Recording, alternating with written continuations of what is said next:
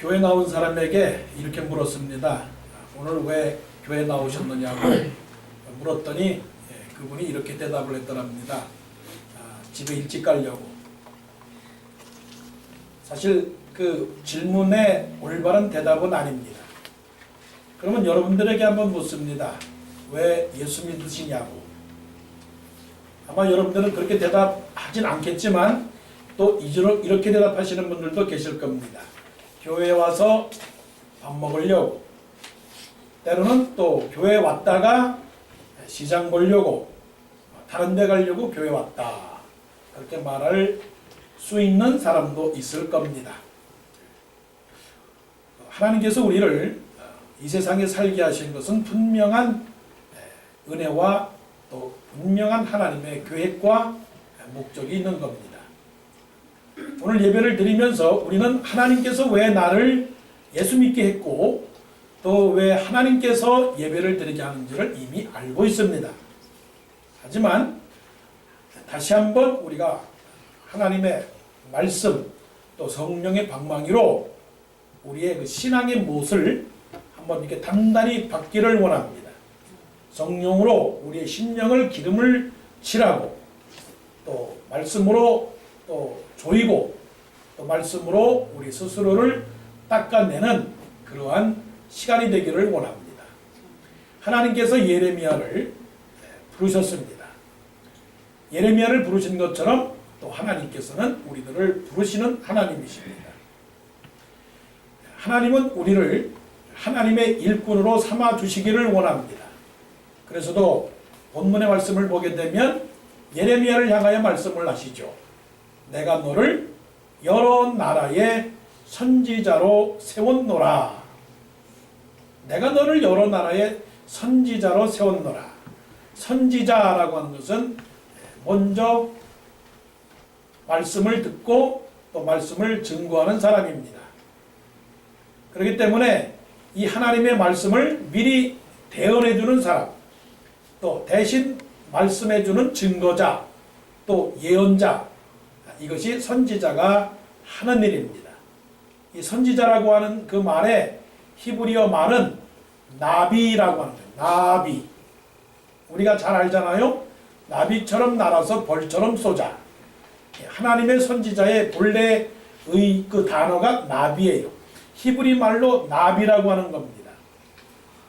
그런데 우리말로 좀 다른 말로 말하게 되면 하나님의 말씀을 나비처럼 날아서 벌처럼 쏠 수 있는 그런 사람이 선지자라고 하는 겁니다. 선지자는 누구인가? 선지자는 하나님의 말씀의 종입니다. 하나님의 말씀을 가지고 이 세상에 전파하는 하나님의 말씀의 종이죠. 그래서 이 하나님의 말씀의 종은 히브리서 4장에서 나오는 것처럼 살아있어야 됩니다. 하나님의 말씀의 종들이 죽어 있으면 안 됩니다. 여러분들은 살아있어야 됩니다. 말씀은 목사님만 증거하시면 되지 우리가 왜 구태여 말씀의 종이 될 필요가 있겠습니까? 그것은 아닙니다. 우리는 다 하나님의 말씀의 종들입니다. 베드로전서 2장 9절에서 10절까지 지난 토요일 새벽의 말씀에서 본 것처럼 하나님께서는 우리를 세우셨습니다.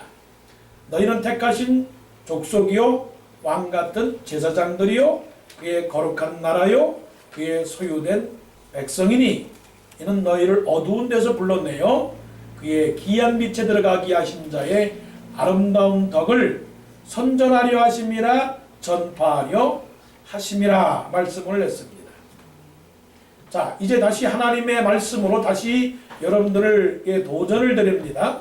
우리가 살아가야 되는 이유가 뭘까요? 움직이지 마세요. 카메라 촬영합니다. 하나님의 말씀이 우리에게 주시는 그 이유는 하나님의 말씀을 증거하라고 세우신 것입니다. 그래서 이 하나님의 선지자가 되고 또 예언자가 되고 대언자가 된 것은 이 세상에서 살아있는 하나님의 종들이 되어야 돼요. 또 하나님의 말씀이 살았고 운동력이 있어서 좌우의 날선 어떤 것보다도 예리하다고 그랬습니다. 우리는 하나님의 좌우의 날선 검처럼 이 세상을 이겨나갈 수 있는 힘이 있어야 됩니다. 또한 또 곤절과 관절과 영혼을 쪼갤 수 있을 만큼 영적인 분별력이 있어야 되는 거예요. 그냥 그 바람에 휘날리듯이 그냥 멍청하게 있는 것이 아니고 뭔가 무장된 군사처럼 하나님의 부르심에 대하여 하나님 내가 여기 있습니다. 내가 오늘도 하나님을 위하여 살겠습니다. 하나님 나에게 말씀하여 주시옵소서. 하나님 내가 주의 말씀의 종이 되겠습니다. 라고 하는 그러한 각오를 가지고 오늘도 살아가야 되는 것입니다. 사도 바울이 에베소 교회를 향하여 말씀하시기를 그가 혹은 사도로 혹은 선지자로 혹은 복음 전하는 자로 혹은 목사와 교사로 주셨으니 이는 성도를 온전케 하며 봉사의 일을 하게 하며 그리스도의 몸을 세우려 하심이다. 그렇게 말씀을 했습니다. 그리스도의 몸을 세운다라고 하는 것은 예수 그리스도를 증거한다. 예수 그리스도를 알린다. 예수 그리스도께 영광을 돌린다. 하나님의 백성으로서 하나님의 나라를 확장한다라고 하는 것입니다. 지금도 하나님은 우리를 부르시고 계세요. 먹고 입고 마시는 그런 것들 물론 중요합니다. 그러나 우리가 이 세상 다 할 때까지 하나님 앞에서 서야 돼요. 하나님 앞에 서서 날마다 하나님 앞에 서서 질문해야 됩니다. 하나님, 내가 어떻게 하여야 하나님께 영광이 될 수 있겠습니까? 어떻게 해야 나에게 주어진 삶의 모든 것을 하나님의 도구로 드릴 수 있습니까? 그렇게 우리는 하나님 앞에 서야 되는 것입니다. 예레미야를 부르셨듯이 오늘도 부르시는 겁니다. 하나님의 부르심은 깨달음을 주시고 하나님의 부르심은 회개를 주시고 하나님의 부르심은 능력을 주시고 하나님의 부르심은 꿈을 주시고 하나님의 부르심은 역사하는 힘을 주시고 하나님의 부르심은 우리로 하여금 봉사의 그 큰 능력을 우리에게 허락하시기 위해서 부르시는 것입니다. 자, 그러면 하나님께서 예레미야를 부르셨는데 예레미야를 부르실 때가 언제이냐 말씀합니다. 1절 말씀에 베냐민 땅 아나돗의 제사장들 중 hilkiya의 아들 예레미야의 말이라. 2절 아몬의 아들 유다 왕 요시야가 다스린 지 13년에 여호와의 말씀이 예레미야에게 임하였고 요시야 왕 때에 부르셨고 또 요시야의 아들 유다 왕 요아김 시대부터 요아김 왕 그리고 또 요시야의 아들 유다의 왕 시드기야의 11년 말까지. 자, 그러면 3대가 왕이 될 때에 하나님께서 예레미야를 부르셨습니다. 그 3대는 누구냐면 요시야, 그 다음에 요호와긴, 그 다음에 시드기야. 역사적 시간적으로 말하면 거의 BC 640년 전부터 BC 587년까지 약 40년 동안 하나님께서 예레미야에게 선지자의 역할을 감당을 해서 그 시대에 선지자로 활동하도록 했습니다. 그러면 그 시대는 어떤 시대인가? 시드기야 왕이 유다 왕의 가장 마지막 왕입니다. 시드기야 왕은 바벨론의 왕 느부갓네살 2세 왕에게 포로가 되고 잡혀서 두 눈이 뽑히게 되고 또 그로 말미암아 죽게 되는 아주 최후의 비극적 최후를 맞은 왕이 시드기야 왕입니다. 또 시드기야 왕은 예레미야 선지자를 아주 핍박했던 왕입니다. 그리고 또한 그 전에 여호와긴 왕은 누구냐? 여호와긴 왕은 애굽 왕 바론 느고가 들어와 가지고서는 여호와긴 왕을 포로로 끌고 갔어요. 애굽으로 포로로 끌고 가서 3년 동안 포로로 잡혀서 거기에서 신하 생활을 했던 그런 왕이 여호와김 왕이에요. 그럭저럭 또 요시야라고 하는 이 왕은 나름대로 이스라엘의 종교 부흥을 일으킨 왕이었지만 그 시대가 그를 존경하지 못하고 그를 따라주지 못했고 또 말기에는 요시야 왕도 완전히 악을 제거하지 못하는 그런 왕이 되었다 하는 겁니다. 예레미야가 하나님의 선지자를 부르심을 받을 때는 언제냐? 이런 것입니다. 절망의 시대, 또 희망이 없던 세대, 그리고 또한 힘든 세대가 어느 시대냐? 바로 그 당시 양쪽 유다 왕이 살았던 그런 시대가 바로 그런 시대라는 것입니다. 그럼 이런 시대 속에서 하나님은 포기하시고 마시지 구태여 예레미야 선지자를 일어나게 해서 그 백성들에게 하나님의 말씀을 증거하도록 왜 했느냐 하는 것입니다. 그냥 놔두시지, 그냥 멸망하도록 놔두시지 왜 구태여 일하게 하셨느냐 하는 얘기입니다.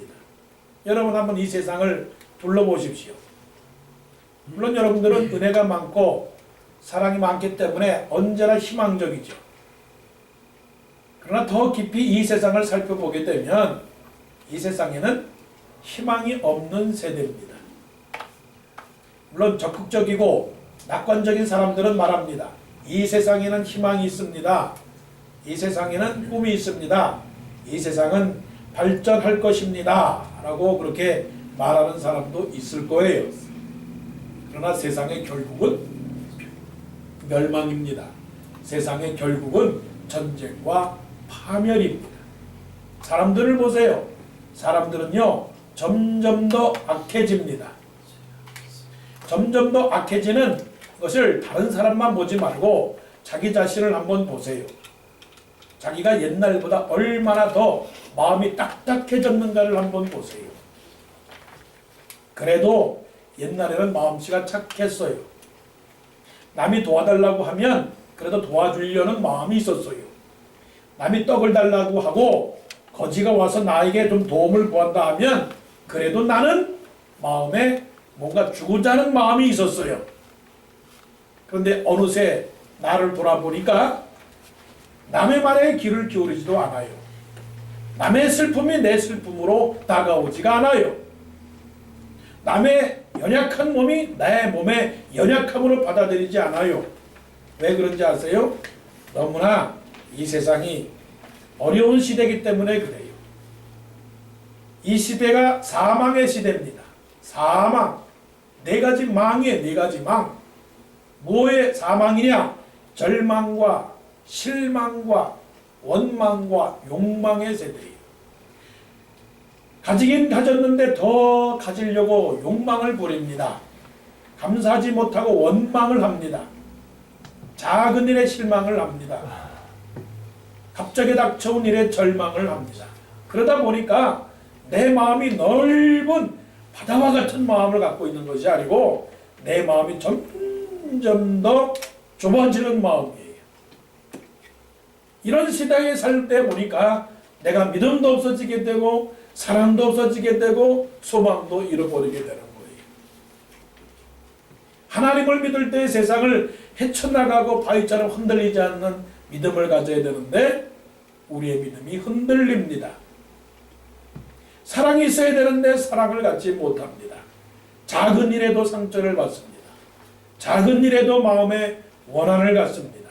미워합니다. 내일에 대한 보장을 갖지 못합니다.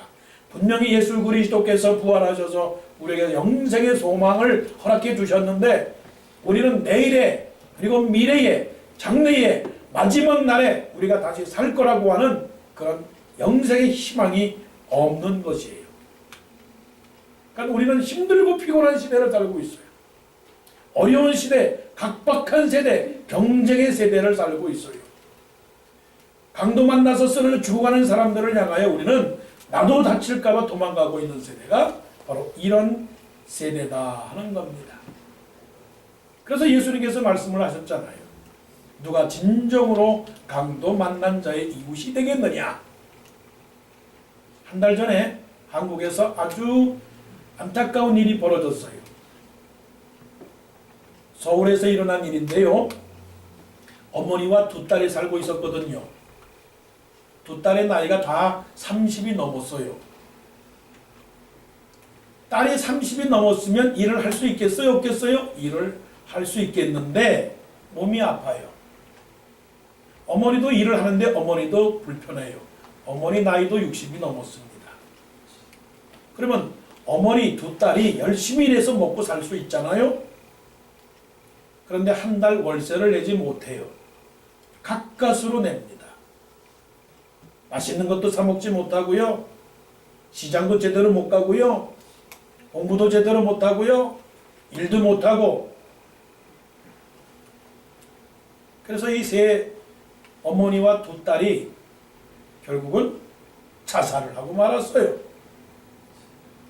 그리고 빈봉투를 하나 남겼어요. 마지막 그 달에 월세를 남기고 주인에게 편지를 썼습니다. 죄송합니다. 이것이 저희들이 드리는 마지막 월세입니다. 이런 일이 우리에게 일어나고 있어요. 아무도 그것을 몰랐어요. 사람들은 말하죠. 그냥 지나가듯이 말합니다. 아니 두 딸이 일을 하지 않고 뭐 하고 있었는가? 다 큰 딸들이 왜 일을 하지 않았는가? 알고 보니까 병자의 환자란 말이에요. 일을 할 수가 없어요. 또 일을 해도 약을 5 먹어야 되는데 약을 사 먹을 수가 있는 돈이 없어요. 그러다 보니까 몸이 좀 더 피곤하고 몸이 점점 더 아파오는 겁니다. 이런 시대에 우리가 살고 있는 겁니다. 아니 그렇게 살고 있는 사람이 바로 나일 수도 있고 여러분일 수도 있고 여러분의 가족이 될 수도 있는 것이고 친척이 될 수 있는 것이고 친구가 될 수 있는 거예요. 그래서 이런 시대에 하나님께서 우리를 부르신다면 우리는 그렇게 말할 거예요. 하나님, 이런 상황 속에서 하나님께서 우리를 향하여 무엇을 요구하십니까? 그런데 오늘 말씀 속에 그런 어려운 시대 속에서 하나님께서 예레미야를 부르셨습니다. 그러면 우리도 어떻게 해야 되느냐? 하나님의 부르심에 응답을 해야 됩니다. 하나님의 부르심에 응답한다라고 하는 말을 오해하지는 마세요. 예, 내가 선교사가 되겠습니다. 예, 내가 주의 목사가 되겠습니다. 전도사가 되겠습니다. 뭐 그런 특별한 것만을 하나님의 부르심에 대한 응답은 아닙니다. 물론 그 중에는 내가 하나님의 복음을 증거하는 전도자가 되겠습니다. 선교사가 되겠습니다. 목사가 되겠습니다. 그렇게 하시는 분들도 계세요. 그러나 성경에는 말씀을 하십니다. 다 선지자겠느냐? 다 목사겠느냐? 다 복음 전하는 자이겠느냐? 너희들은 더욱더 큰 은사를 사모하라. 큰 은사를 사모하라고 그렇게 말씀을 하시는 것이죠. 하나님은 지금도 우리를 부르십니다. 부르셔요. 하나님의 말씀에 대한 믿음, 하나님 말씀에 대한 순종, 하나님 말씀에 대한 증거, 하나님 말씀에 대한 나눔, 하나님 말씀에 대한 예배, 이 모든 상황을 위해서 하나님께서 부르셔요. 그래서 예수님께서 제자들에게 나타나셔서 말씀을 하셨어요. 나를 따라오너라. 내가 너희로 사람을 낚는 어부가 되게 하리라. 두 가지 커다란 삶의 이 축이 생긴 겁니다. 나를 따라오너라. 내가 너희로 사람을 낚는 어부가 되게 하리라. 그 말씀은 하나님에 대한 순종, 하나님에 대한 순종, 그리고 우리의 가치가 생명의 가치를 가져야 된다 하는 겁니다. 물질 가치가 아니라 생명의 가치다. 생명의 가치. 하나님께서 우리를 향하여 순종하기를 원하십니다. 전체적으로는 말씀의 순종, 그리고 또한 우리의 삶의 가치는 생명의 가치. 그 일을 위해서 예수님께서 하신 3가지 일이 뭡니까? 가르치고, 전파하고, 그리고 치료하는 일. 우리는 생명의 가치, 물질적 가치가 아니라 생명의 가치를 위해서 우리가 해야 하는 일 3가지가 있어요.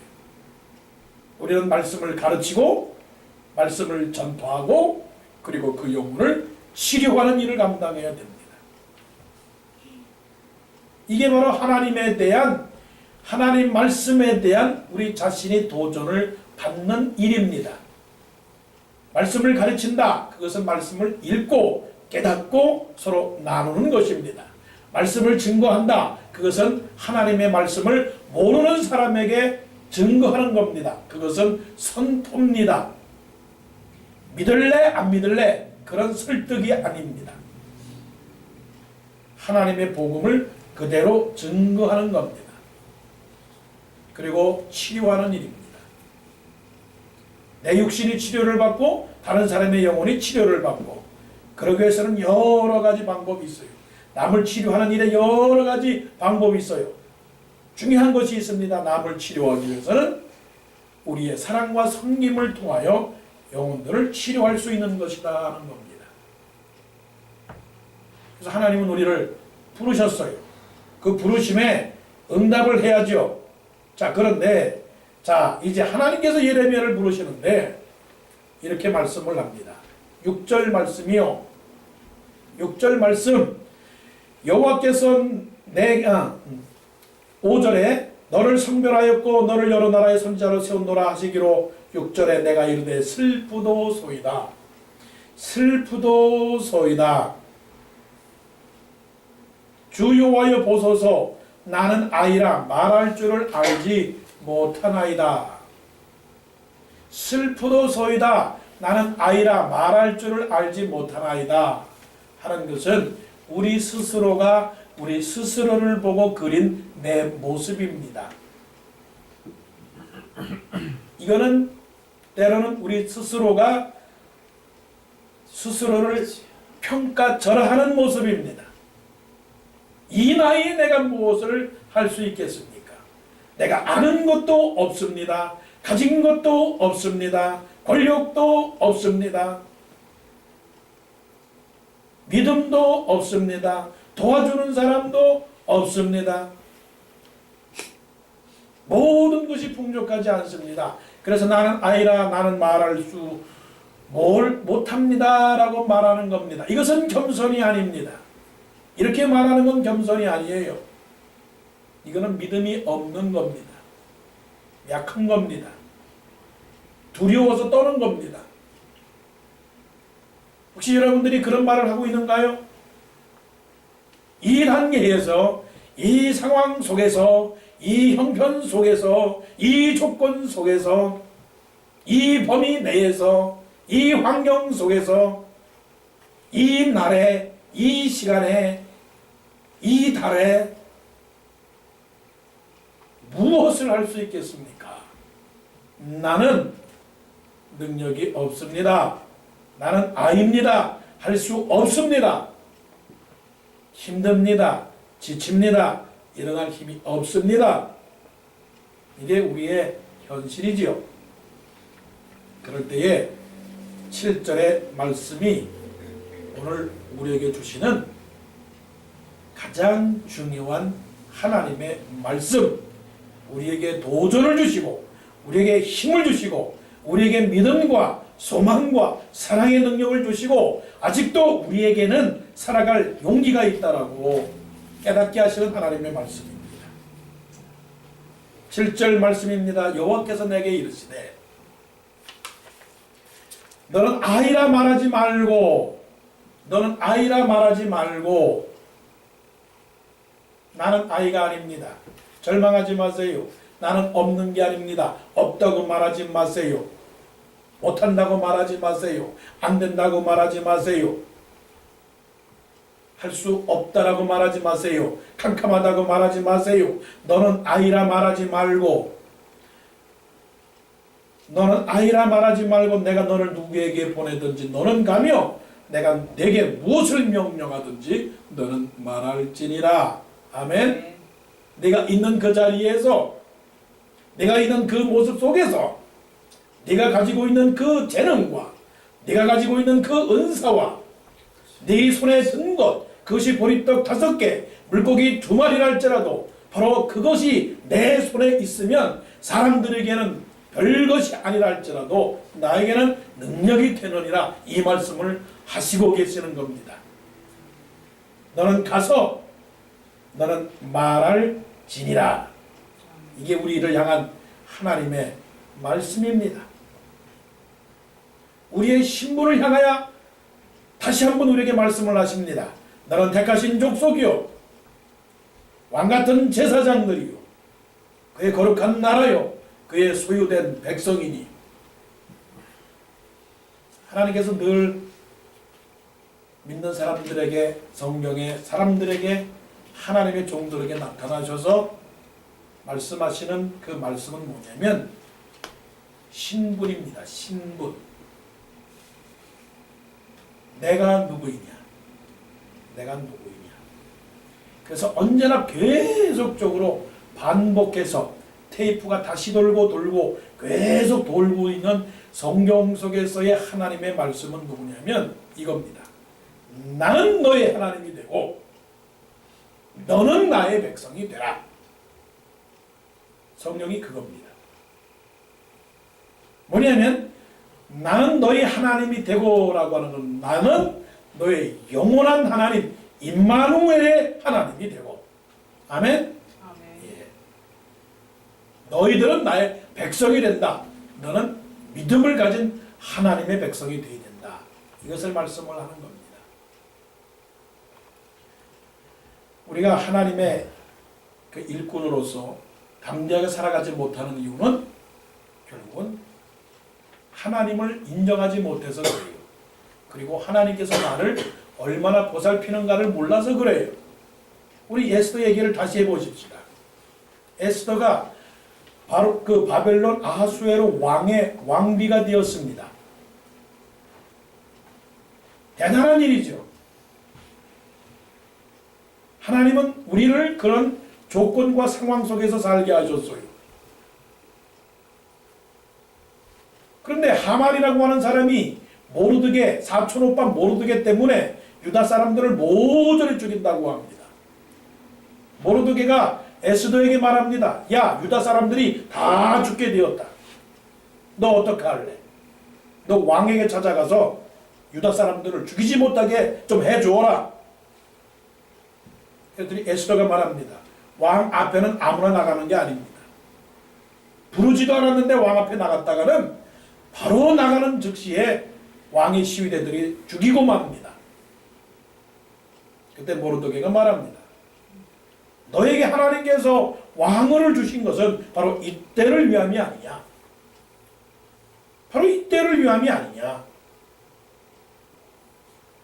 그래 너는 왕에게 나아가서 유다인을 살려달라고 해라. 그때 에스더가 모르드게에게 기도해 주십시오. 금식 기도하십시다. 금식 기도하십시다. 그러면 내가 하나님 앞에 죽으면 죽으리다라는 각오로 내가 나아가겠습니다. 그래서 유다인들을 살렸던 거예요.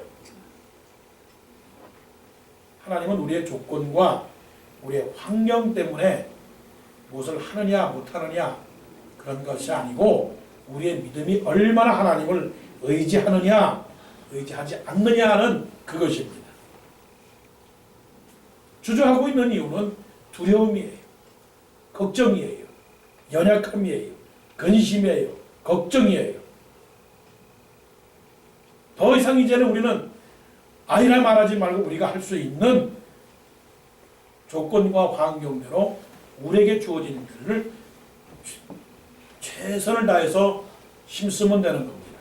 그래서 내게 능력 주시는 자 안에서 내가 모든 것을 할 수 있느니라.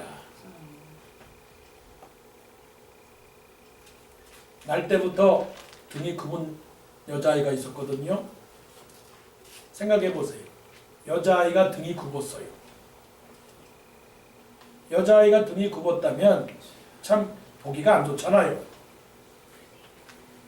한 17살 때까지 바깥을 안 나가요.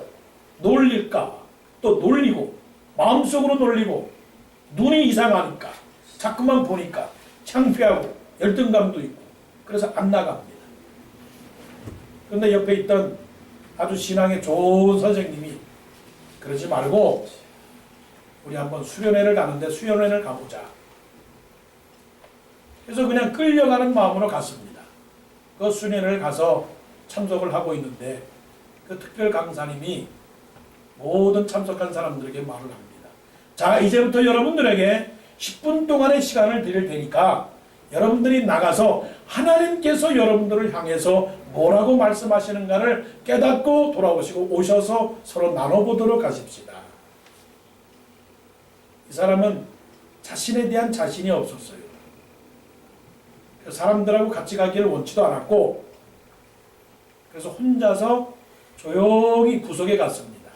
다른 사람들은 좋은 자리 찾아서 나무 옆에 아니면 잔디밭 위에 그렇게 다 앉아서 조용히 앉아 있었는데 이 사람은 창피하니까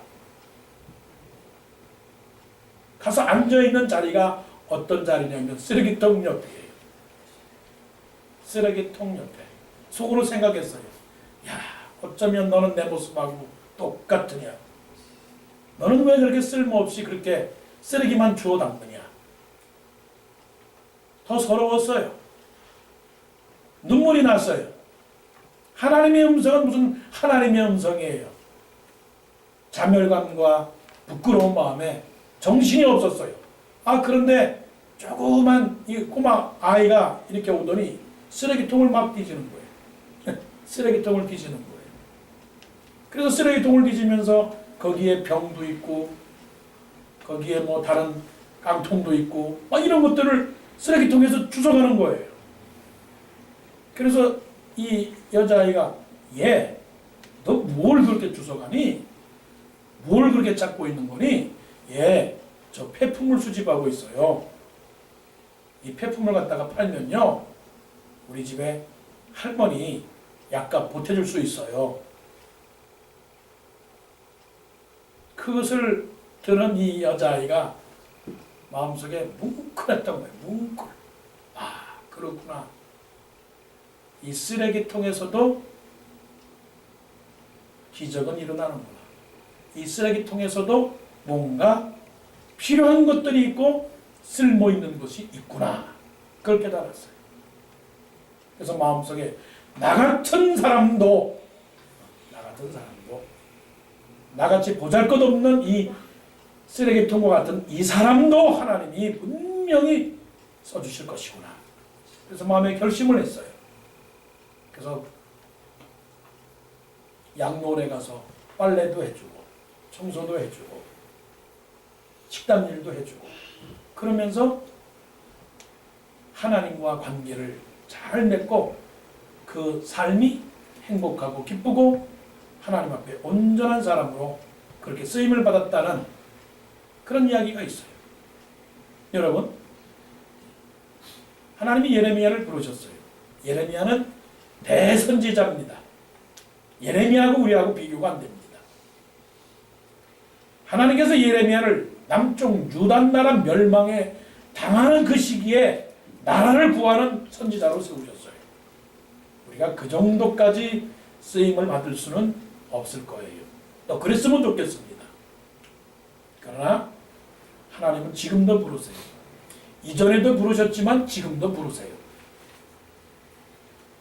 너는 내 사랑하는 아들이요 너는 내 기뻐하는 자라. 내가 너를 사랑한다. 내가 너를 사용하기를 원한다. 내가 너를 통해서 내가 기쁨을 얻고 내가 너를 통해서 영광을 받기를 원한다. 그렇게 말씀하고 계셔요. 우리가 할 수 없다고 생각할 때 하나님은 말씀을 하십니다. 여호와께서 그의 손을 내밀어 내 입에 대시며 여호와께서 내게 이르시되 보라 내가 내 말을 내 입에 두었노라. 그래서 예레미야가 나중에 저 뒤편에서 말씀하시기를 이렇게 말씀을 하십니다. 이를 행하는 여호와 그것을 지어 성취하는 여호와 그 이름을 여호와라 하는 자가 이르노라. 너는 내게 부르짖으라. 내가 내게 응답하겠고 내가 알지 못하는 크고 비밀한 일을 내게 보이리라. 이렇게 말씀을 하셨습니다. 지금 나를 통해서 나를 부르셔서 내가 알지 못하는 지금까지 경험하지 못했고 지금까지 깨닫지 못했고 가보지 못했고 누리지 못했던 놀라운 하나님의 일들이 우리를 통하여 이루어질 줄 알고 하나님의 부르심에 늘 아멘하고 응답하며 하나님과 동행하시는 그런 여러분과 제가 되기를 간절히 원합니다. 기도드리시겠습니다.